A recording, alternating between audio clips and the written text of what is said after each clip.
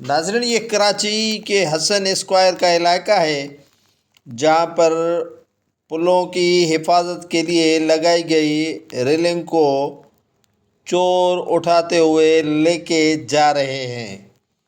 یہ مختلف جگہوں پر ہیرونیوں اور دیگر جو نشاور افراد ہیں ان پر الزامات لگائے جا رہے ہیں، لیکن یہ حسن اسکوائر پل پر لگی ریلنگ کو چور اٹھاتے ہوئے بآسانی جا رہے ہیں۔ ان سے کسی نے نہ پوچھا نہ روکا اور نہ ہی ان سے تفتیش کی گئی اور نہ ہی انہیں گرفتار کیا گیا۔